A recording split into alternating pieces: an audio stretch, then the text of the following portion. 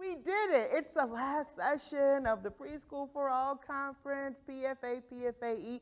First time back together since 2018. So for those of you that are new, usually like every other year, there was a face-to-face Preschool for All Conference. And then, of course, COVID came and everything was online. And now we're all back together again. And it's been really nice to see people like, oh my gosh, I haven't seen you so long. But the greatest thing of it is the networking that we all get a chance to do when we get to see our colleagues. This is the last session. It's supposed to start raining as we go up north. Anybody traveling up north? So I'm going to just make sure that we're going to do what we can, go through this, and then we'll all be on our way before 2:30. Don't tell anyone, and don't give me a bad evaluation either. I didn't get my money's worth. We were out 10 minutes earlier. Yes, you did. Okay, this is the Preschool for All Expansion Conference. This is the session on the importance of embedded SEL in early childhood education and care. This is me. Some of you I've seen in some of my other sessions. So, hey y'all again, for those of you that have been in some of my other sessions today. This is a little bit of information about myself. This is a slide you haven't seen if you've been with me earlier today, because this is really a little bit of information about how I came to be selected to do this session today. My background, really what work I do across the state as well as the country as well. I am trained in the pyramid model, which we're going to talk a little bit about today. It was initially came to us from Vanderbilt, so this is not a new framework at all. It's been around for a bit, and when it was at Vanderbilt, I actually got trained from the people that created it, and then it's morphed into quite a bit more now. It has evolved, as most evidence practices should and do, but that is, again, a little bit of information about the types of professional development, consulting, contracting that I do. We're going to move fast, so if you have questions, throw up your hands. I'm happy to stop and answer your questions. If you're like me and at 11 o'clock tonight, you're like, oh, I should have asked that question, that's the best way to reach me. You can go ahead and take a picture of that. That's my website.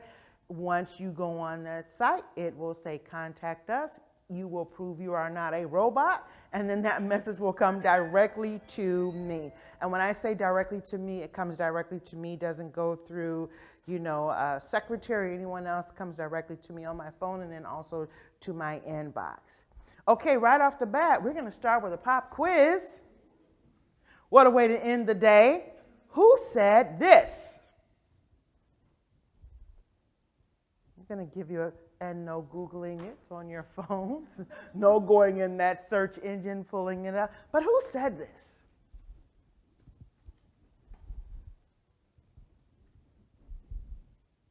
Any guesses as to who we think said this?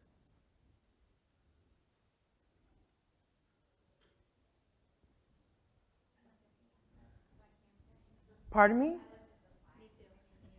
Oh, you did? Plato, 2,000 years ago. So the conversation about emotional learning is not new. We've been talking about it for over 2,000 years. Now, from what Plato said and as it evolved, we had a whole lot of conversation around emotional intelligence. Emotional intelligence is actually the foundation and the framework for CASEL, if you're familiar with that. Actually, the godfather of CASEL built a lot of his practice around emotional intelligence. And this is what it kind of looks like. Our understanding that learning is an emotional and intellectual process, right? It is both emotional and it is both intellectual. It is both analytical and it is both like that gut feeling for children and adults as well. Yet, we don't talk about Bruno. I meant to say, we don't talk about social emotional development, learning, and competency. But we do talk about challenging behavior.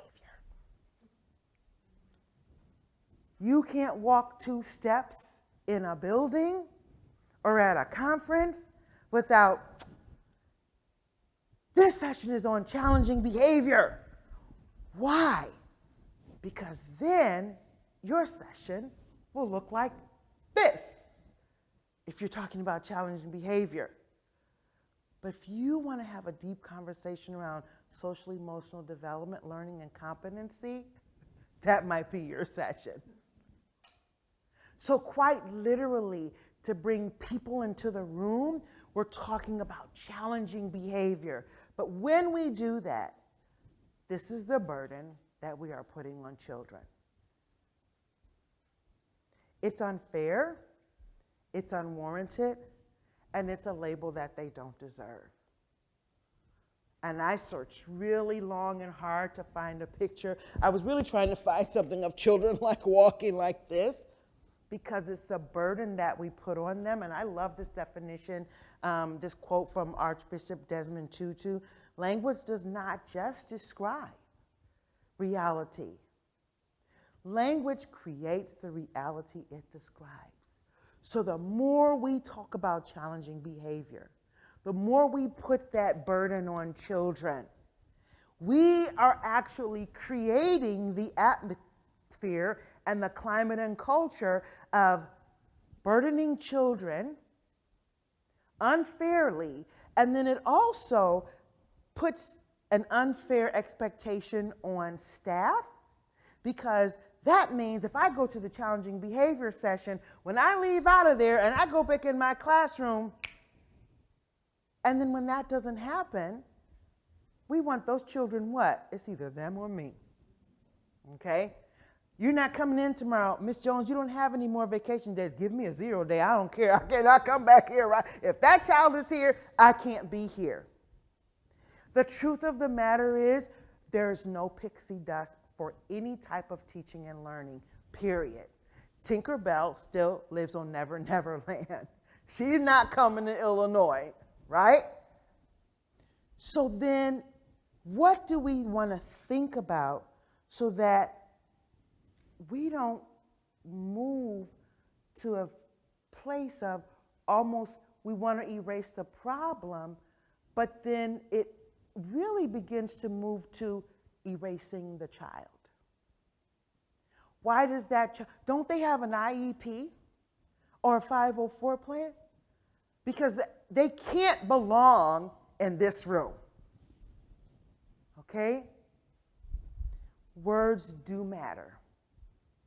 Words impact our attitudes and the atmosphere. I've consulted in districts where I literally was brought in and like, you know what, Dr. Taylor, we figured out we had to do something because we have one of our classrooms where something happened and the children were saying, it was Jaquan, Jaquan, Jaquan. Guess what? Jaquan was absent that day.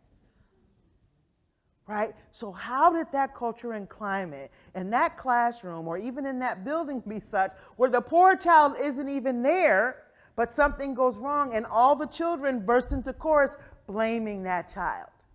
And so, like Dr. Taylor, we think we really need to do something. I agree with you, because social emotional development, learning, and competency is not a synonym for challenging behavior, and it should not be. So what is challenging behavior? It is a child who is in duress. And sometimes that duress will show itself in atypical behavior. If you know anything about fight, flight, or fright, that has expanded to now as fight, fright, freeze, fawn, flop. Everything always evolves. That freeze is the student that's just kind of like, and you're saying, I know you heard me because you were looking right in, right? Remember that, those conversations? You were looking right at me when Miss Antoinette told you to sit down, and then you didn't sit down. They were just kind of frozen in a state of non-comprehension. That's behavior as well. But we give all of our attention to that would you just please sit down? The Eckers 3 monitors are coming today, and I do not need you jumping up, right? Social emotional learning. This is from the governor's office, actually from the PFA form in 2016. It is the best predictor of positive life outcomes. So we don't want to get rid of social emotional learning. We just want to think about the best way to discuss it so that we can have attainable and sustainable goals and achievement, not only for the students, but for our staff, because staff is tapping out, right? They're like, I can't take it anymore. It's too many different things we have to do. The foundation upon which many other crucial skills are built. So that skills there is where we're going to kind of start hanging our hat a little bit. What is the behavior? What is the knowledge? What is the skill that I as a teacher want to teach my children? And where do I get that information from? In a day and an age where Every Student Succeeds Act says everything that we have to do must be evidence-based. Oh, I'm not a behavior specialist. No, you're not. Are you a teacher? Yes, I am.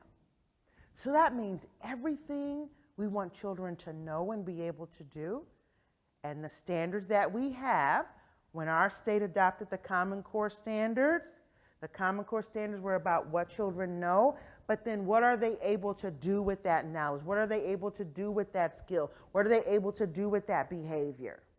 So if for literacy, if for math, if for science, if for STEAM, everything we want children to know and be able to do, we must be willing to not only teach them, but give them an opportunity for what they have been taught to marinate and learn how to display the behavior, the skill, or the knowledge. Everybody okay? Y'all still with me? Nobody wants to leave? I thought we were going to get some strategies. Y'all okay?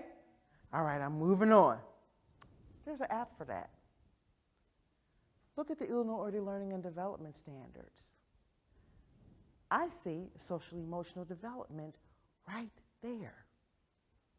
So in social emotional development, it's about explicit instruction. It's about embedded instruction. It's about intentional instruction and, modeling. So if I'm in a classroom and voices are raised and one of them is mine, in that moment, who needs the behavior intervention strategy? Right? Because I'm the one that models, take a step back. Let me calm down. Let me think before I speak. Modeling is all a part of what we do. So, what am I modeling? I'm so glad you asked. Self-regulation. How do you define self-regulation? And I'm going to give you about 30 seconds to think about that. And then I'm going to just ask us to just shout out some answers. Well, self-regulation to me means, and you can say A, B, C, X, Y, Z, whatever it is. But self-regulation, because we use that word a lot, right? I've heard it a lot in this conference today. Self-regulation is so important, right? So if we're going to talk about it, we at least need to know what it means and how we define it. So 30 seconds, I'm going to tick a lock, and then I'm going to ask you all to just share out what self-regulation means to you.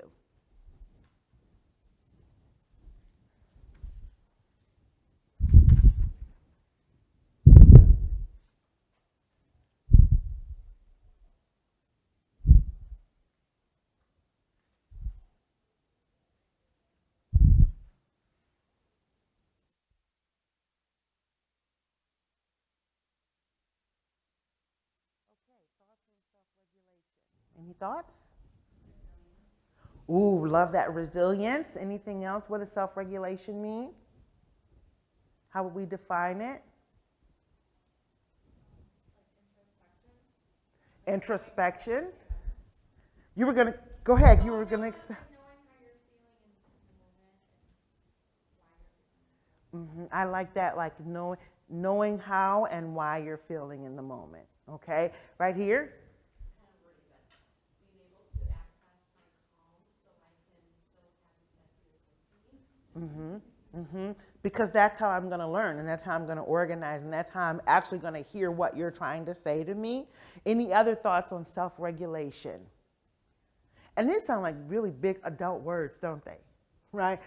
Know my feelings and then be able to express them. How many of us have been in those moments when it's like, wrong, I don't know, but just get out of my face right now, right? Give me a minute and then I'll be able to tell you, right? It's not as easy as we would like for it to be, even for us as adults who supposedly know how to process things. So imagine a 3, 4, and 5-year-old in a world that is sometimes hostile to them for lots and lots of reasons. Any other thoughts on self-regulation? Like strategies to maintain your own safety. De-escalation. Yeah. So like, ooh, this wave is up here now, right? And there are some times in behavior, once that wave gets up there, you do have to ride it out. And that does take strategies to figure out how to ride that out. But just like with anything else, once you ride out that wave, we immediately need to think about, okay, what am I going to teach? How am I going to, because now I've got a moment of calm here, right? So what am I going to teach? How am I going to help the child, again, learn a behavior, learn a knowledge, learn the skill? Some of you all, we just did the literacy session. I just did that with Dr. Meeker, and we talked about when we say use your words, okay? In a state of high emotional duress, use your words. It's like, romp, romp, romp, romp. Remember Charlie Brown, the teacher on Charlie Brown? Like, I didn't hear a word you just said, right? As adults, how many times have we gotten even more upset when somebody said, I don't know why that's bothering you, calm down. And it seems like something is like, right? You know, the Looney Tunes cartoon where they just literally blow their top. What do you mean, calm down? You don't know why that's bothering me. You literally just invalidated my feelings, right? Because they were not comfortable for you. How many times of us, when tears have rolled down our eyes, we're the one crying and we say, I'm sorry. Why are you apologizing to me? You're having some type of a moment, but we excuse it up by saying, I'm sorry that I'm crying. No, we've got it all backwards, right? So, here's some thoughts you all have on self-regulation. Let's see what the state of Illinois has to say about it. Trivia question. Now you've got your slide deck. Don't look at it. Turn it over. How many times in the Illinois Early Learning and Development Standards, goals or benchmarks, do we explicitly see self-regulation? Right, because it's such a big phrase that we use all the time. If children can't self-regulate, they're not going to be able to learn. The answer to that is 0. In the Illinois Early Learning and Development Standards, self-regulation is explicitly stated 0 times. And that comes from reading the goals, reading the standards, reading the benchmarks. In Illinois, all learning is based on standards. We see self-regulation mentioned initially in the Illinois Early Learning Guidelines, birth to 36 months, and then we don't see self-regulation explicitly stated again until we get to the Kindergarten Individual Development Survey. So that's huge. If we're in preschool and we're saying self-regulation is so important, self-regulation is so important, yet it's not in our standards. So then what are we supposed to do? I'm going to remember everything I want students to know and be able to do, I'm going to teach them. So that means I've got to remember my gradual release model. Teach, practice, reinforce, repeat. I do, teach. We all do, practice. You all do, reinforce. You do, autonomously, repeat. Now, we usually don't have a problem with this when it comes to math, language arts, writing, STEAM, STREAM, the arts, science, because we're not expecting 3, 4, and 5-year-old children to come into the classroom. I mean, if you got any 3-year-olds that came in and they were, like able to read the Harry Potter book, let me know. I'm going to call Ryan Seacrest and get us a deal. We're going to have some type of he created the Keeping Up with the Kardashians. Now, some of you that's going to make you love him, some of you that's going to make him hate him. But either way, he created the Keeping Up with the Kardashians. That's a reality show. If a child comes in and they can do all of those skills without us, that's major. But we don't expect it. In fact, we embrace it. And when they're getting ready to go to kindergarten and we're still looking like, oh, they're still having trouble writing their name, we really go in strong, because when they go to kindergarten, we want them to be what? Ready to learn, right? First day when they walk in kindergarten. But when it comes to challenging behavior, we want them to self-regulate, which means figure it out on your own children. If it's math, we're okay with the co-regulation. I do it first because I'm teaching. Then we're all going to practice it. And then I'm going to watch you as you do it with your peers, and then over time, I'm going to see you do it on your own. Okay? Everybody still good? All right. So with behavior, we think about discipline, chastise, punish, discipline. We want to suspend that theory of practice and thinking. And then the trust fall is, well, then, Dr. Taylor, what am I supposed to do? Because they are biting in the classroom. They are running. I've got some what they call, like, they will escape out, right? If there's not someone at that door, they're gone out the door. That's real key for a lot of young children on the autism spectrum disorder, right? The trust fall is believing that if you do this, you will get to your sustained change of behavior and teaching of children. So with math, gradual release, teach, practice, reinforce, repeat, language arts, writing, STEAM, the arts, we're going to cross out that discipline, chastise, punish, discipline, and we're going to put in teach, practice, reinforce, repeat. Even when it comes to social emotional. So we're moving that word behavior or challenging behavior out, and we're going to that first 3 steps of self-regulation. Is the co. So if you think about changing behavior, right? Just like school starts in August, you do your screening when they first come in, and then within about 10 weeks, you might be doing your first checkpoint if you're using DRDP, Teaching Strategies Goal, whatever your assessment or evaluation tool is. About 10 weeks there, you're getting that good read on the child.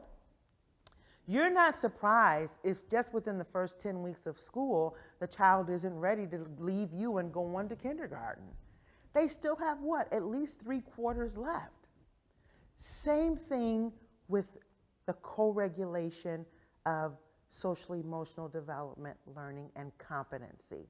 We're trying to get to competency, and that does take some time. That takes some time. Academically, it takes time. Behaviorally, it takes some time. So I teach, that's co-regulate. We do, practice, still co-regulating. You all do. What's that you all do look like? In the dramatic play area, I see my little friend, and I know that he's usually one that might pop off in a moment, but now I'm pulling back a little bit because we've been teaching these skills, using what I have, and I just kind of want to pull back and see what happens when this student does not get the particular item that they want. because at the beginning of the year, I got to be right. You've been in my sessions, and you see this is what happens when you sit up front. You become my co-facilitator, so there you go. She's like, she's been looking at me all day long, and I can't take it anymore. Is it 3:30 yet? You're almost there. But right at the beginning of the year, and I'm not announcing it. Tell me your name again. Desi has to be by Miss Antoinette, because, you know, if Desi's not by Miss Antoinette, Desi's going to hit, slap, kick, jump, bite, right? No, I'm not even saying that.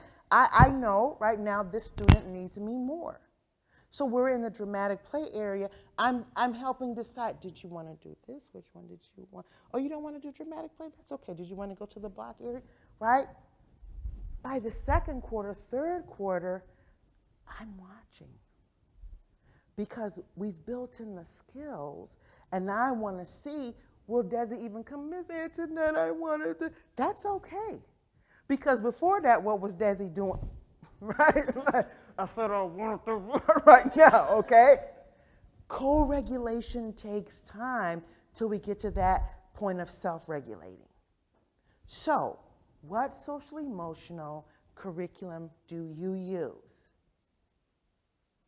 Second question is, do you have an identified model to support social emotional skills? If so, what it is?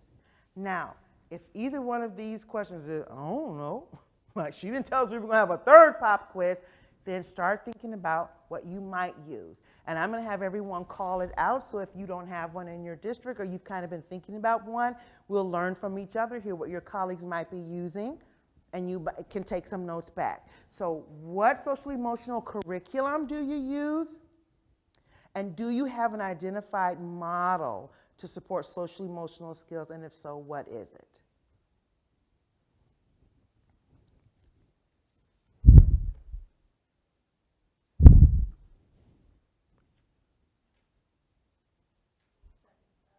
Okay, second step. Yeah, conscious discipline. Somebody else was saying second step. Okay, conscious discipline. Second step. Al's pals.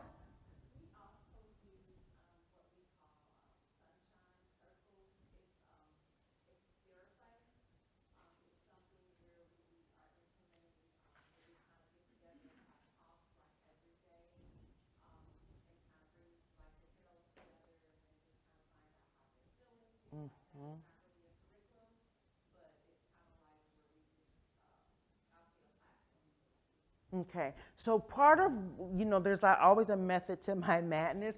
Part of my reason for asking this question is so that we can kind of understand the difference between a curriculum and a framework. So a curriculum is something like Calm Classroom, Second Step, and some people get upset, well, teachers just want something that's canned. Tell me what I need to do and I'll do it. Yeah, who doesn't want to go to work and ask for, like, tell me what I need to do my job well, and I will do my job well. So it is okay for teachers to want a curriculum. Second Step is a curriculum. Calm Classroom is a curriculum. Conscious Discipline, they've really expanded out their product to where now it is a curriculum. So what does that mean? When I'm looking at that curriculum, and if I'm using a creative curriculum or anything Big Day, Houghton, Mifflin, McGraw-Hill, I'm figuring out how it's not either or. I'm taking these curriculums and I'm creating a system of them. A framework would be like what you said, right? A framework might be NCPMI, National Center for Pyramid Model Innovations. That framework is that thing that's like, it's not going to say, okay, here's your vocabulary words, then you do this, and then you do this, and then you do that. It's more about building in a lot of strategies, and you take those strategies based off of your constituency. Who is your constituency? Your students. And sometimes I like to switch out the word student for constituency or client, because it changes our thought pattern, doesn't it? Right? We have a major election coming up in our country in November, and we see a lot of stuff on the news of people trying to do what? Build up their constituency so that they can stay in office. When we think of them as students, it's like, oh, why don't they just, but if they're not there, does anybody have a reason for us to be there? No. So when you think of your children, the students in your classroom, as your constituency, as your client, it makes a difference of how we think about them and how we treat them, and we're not so quick to say, they don't belong here, okay? So a framework gives you those strategies, and you take that framework based off of your constituency or your client and your what, four-letter word, data. What is your data in telling you when you know the diamond is in the rough? When you get in that data and you dig around, you listen to that data, you get in dialogue with it, it's going to tell you, okay, we need this strategy for this moment. Not only do we take it for the children, but then we train our staff on it.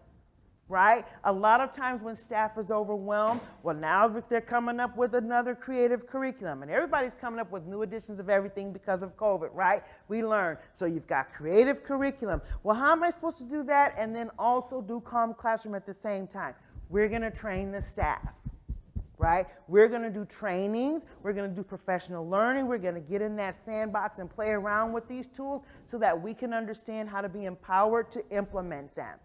Okay, I don't endorse any products. This conference is ECPL. They are funded by the State Board of Education. The State Board of Education does not endorse any product. What the State Board of Education does is say, this is an approved product because it meets evidence-based standards as defined in our Every Student Succeeds Act plan. Having said that, when you work these curriculums, they are great. Calm Classroom is one that a lot of people are using, as well as Second Step. This is years ago before the pandemic.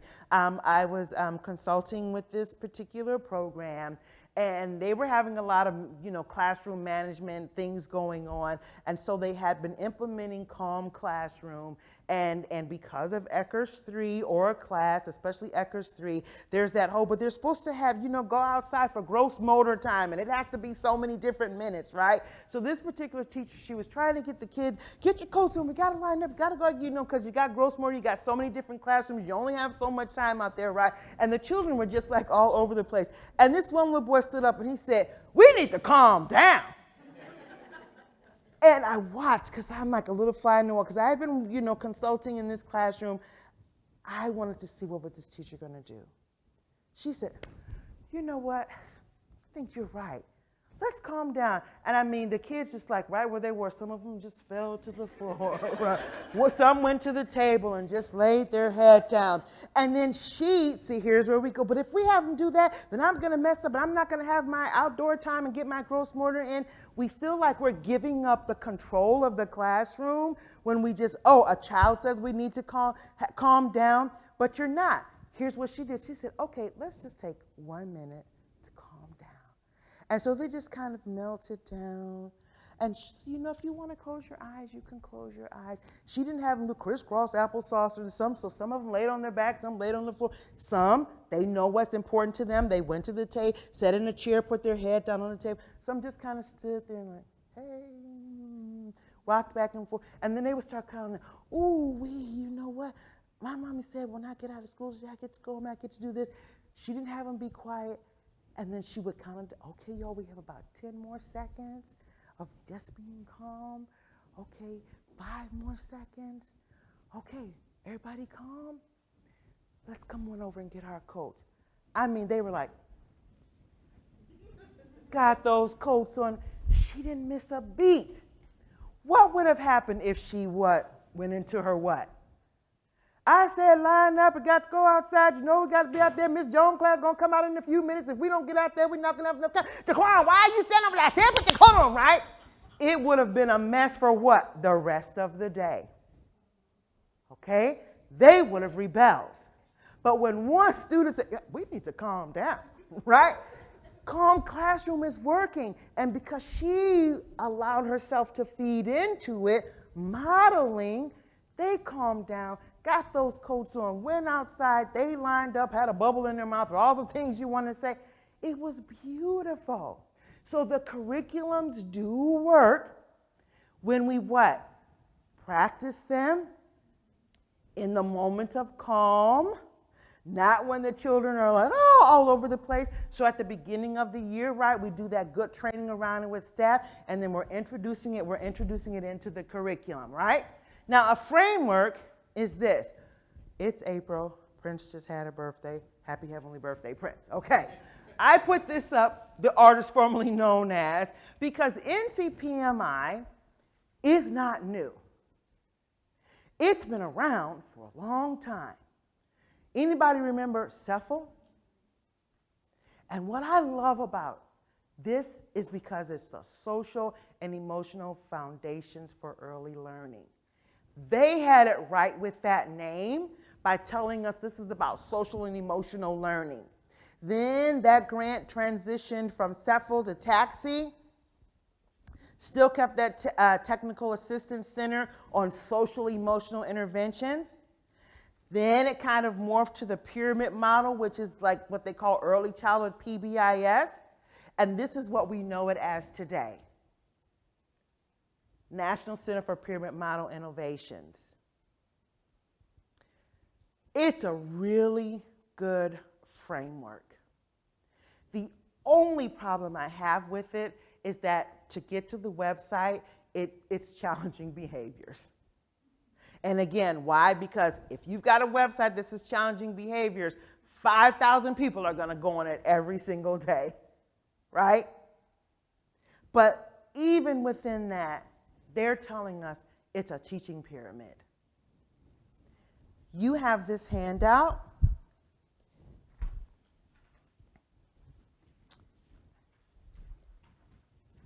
Now, this handout does a couple of things.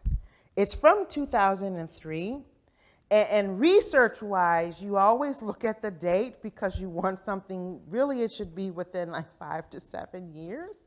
So research-wise, you always look at the document and you're trying to figure out, is it still relevant to the time that you're in?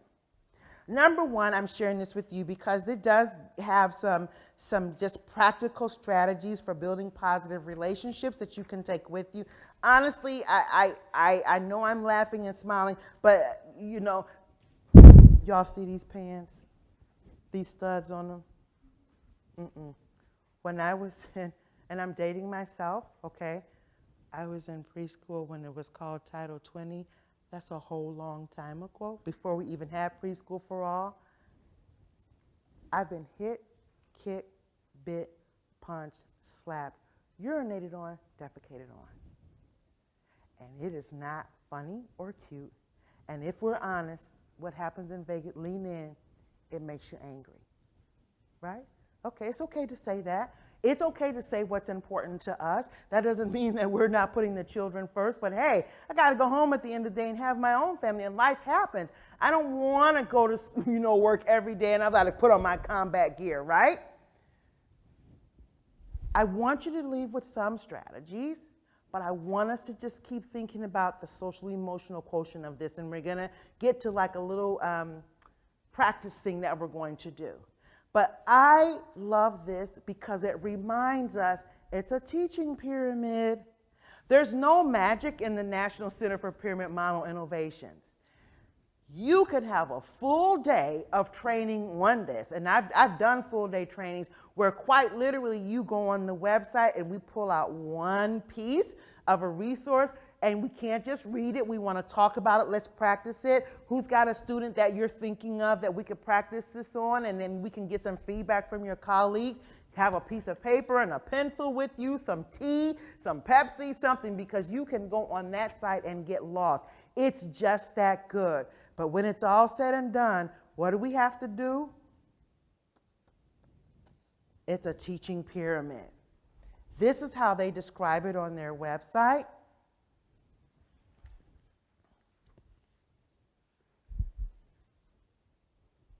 Now, I put some poetic license in there.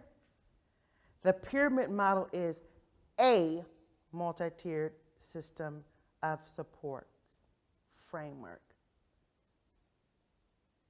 It is a tiered support evidence-based practice. It's not the, okay? And when we put teachers and we put classroom staff in a position of, well, which one am I choosing? What am I supposed to be doing? We're automatically saying whatever it is, it's not going to be done to fidelity. Because human nature is whatever I am good at, whatever I'm most comfortable with, that's what I'm going to gravitate towards. Multi-tiered system of support, it is the system that supports evidence-based practices. What are evidence-based practices? Social emotional development, learning, and competency. Your curriculum, right? Your academic curriculum, your social emotional curriculum. We now have a literacy plan that we're going to have to use. ECHRS 3, that's an evidence-based practice. NAEYC, developmentally appropriate practices. Those are all the plates that are spinning where our teachers are saying, I cannot do this and teach at the same time, and lesson plan, and this. So what we want to do is we want to take all of the evidence-based practices, and we want to think, and if you've been in sessions with me before, you've seen this, Every Student Succeeds Act under ESSA says this. This is what MTSS looks like under Every Student Succeeds Act. We have shifted from a deficit-based model, including challenging behavior, to a holistic model. ESSA requires the use of evidence-based practices. It defines evidence-based practices. And so, welcome to Illinois, because this is our evidence-based practices. Before COVID. This does not include all of the trauma-informed and, right, because of course we had to respond to COVID-19 and all that happened with that for adults and children as well. This is pre-COVID. By law, none of these things can we say, well, we're just not going to do assessment. Well, Every Student Succeeds Act says you are going to do evidence-based assessments. You are going to do IEPs. You are going to do screeners. So since we cannot get rid of them, and we don't want staff picking and choosing, we want to use the framework that we have in Illinois to define MTSS. And then when we think about that NCPMI as a evidence-based tiered support, we have to keep in mind that currently in Illinois, all of these laws require the use of MTSS. So you see, if you build a good foundation and you build it really well, what happens is you take all those evidence-based practices and you decide where they're going to go, how you're going to use them, and then we sit back and we say, where are the common threads? Where are the common themes?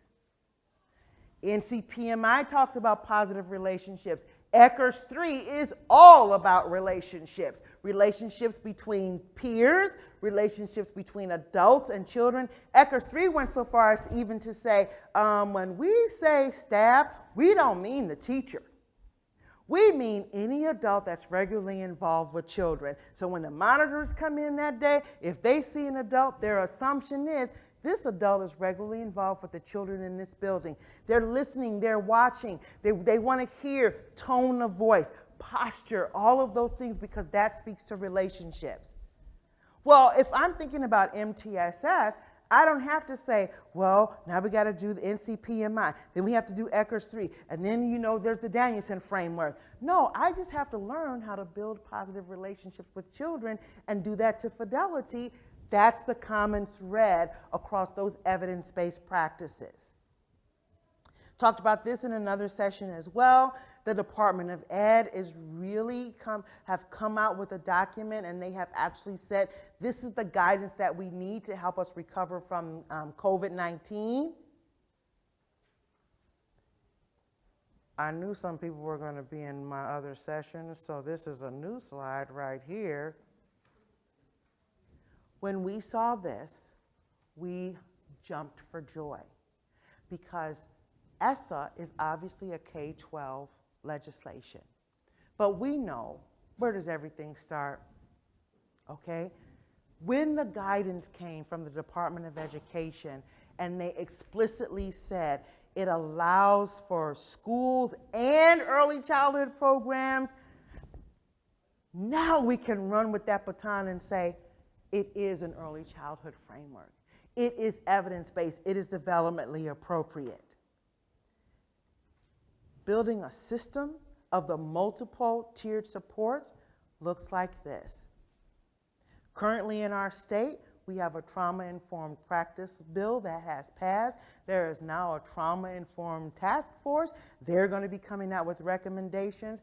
Where are we going to put trauma? We're going to put it right in the foundation of our MTSS, right? We're not going to worry about targeted and individualized support right now. We're just going to build that good, solid framework because it's just like a seed. The seed you plant speaks to the plant that's going to grow. So if I plant that seed and I cultivate it well, anything that springs up from that, it's easier for me to deal with. So curriculum, where does it go? In the foundation. Where does your SEL curriculum go? In the foundation. Illinois Early Learning and Development Standards, in the foundation, right? Social emotional practices, in the foundation. We have a literacy plan that has been approved. It is written into law. It requires the use of MTSS.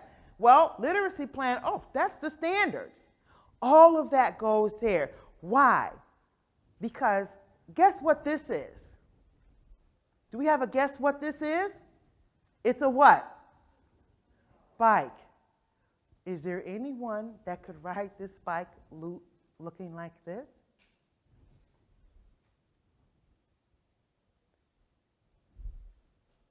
I can deal with that. Yet, I can't say, well, just get rid of the gears. No, without the gears, you don't have a bike that's going to work. Well, just get rid of the handlebars. How are you going to steer? Right?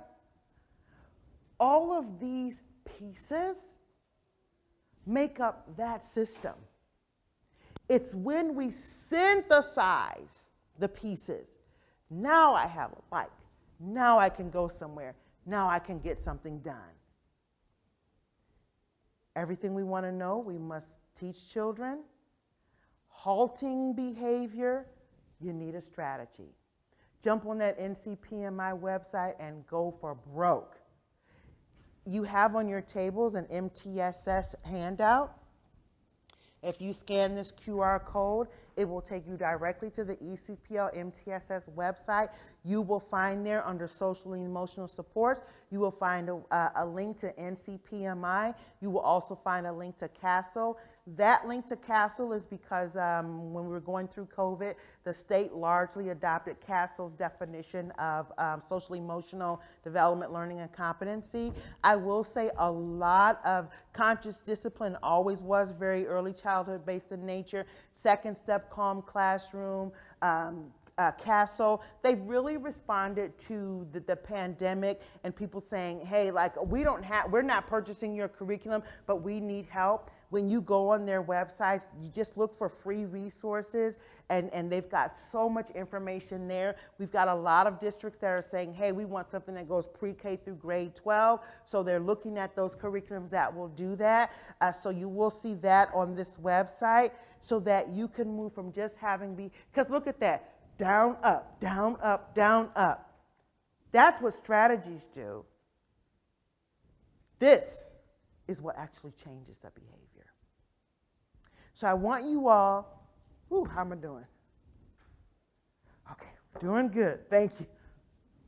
Girl, you want a Pepsi when this is over, Coke, drive home so we can get home, okay? Because you've been hanging with me all day and I've been running all over the place, okay? So I want you all real quick to look at this child. Okay, we've seen this child, probably taught this child. Think of this child. What do they need? Clearly, it says I want that toy, right? But look what we're getting because they don't have the toy. in your mind, think of like, oh my gosh, okay, strategies. What would we be doing? Like if you were in your classroom right now and you were having this child and they were exhibiting this behavior, what might you be doing? Take 10 seconds, think of that.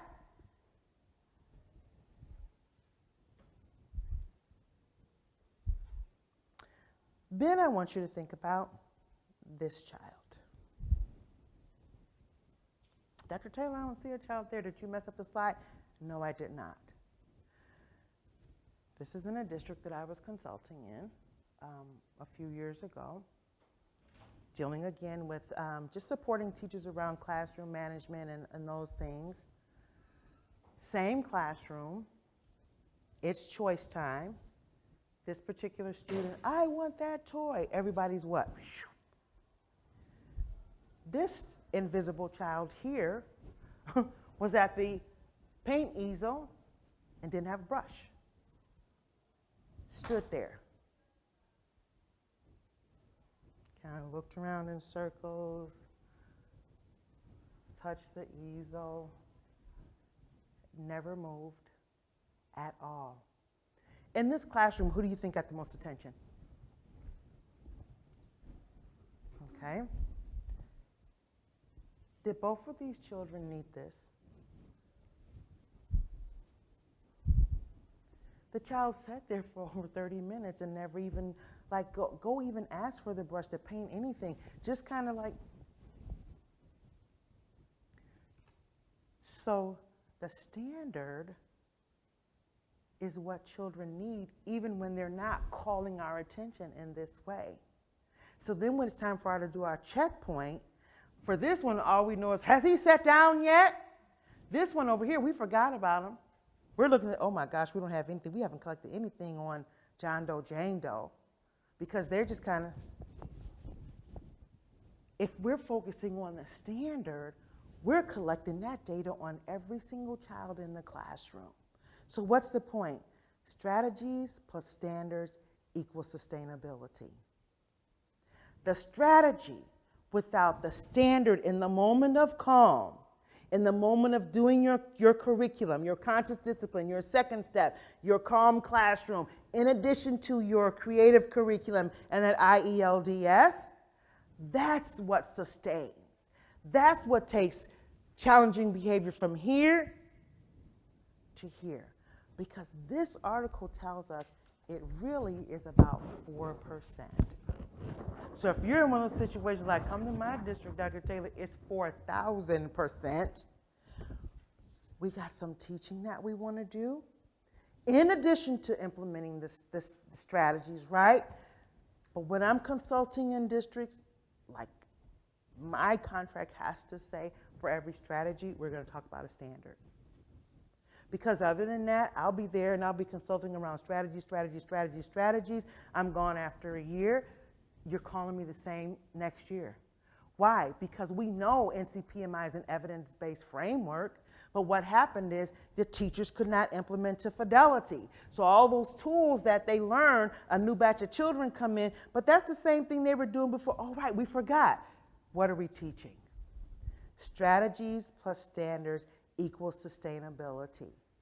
To do that, you've got to implement a multi-tiered system of supports that takes all those evidence-based practices, creates a system of them so that our teachers are empowered to do the job that they want to do, that they would love to do for all children. And on that note, thank you.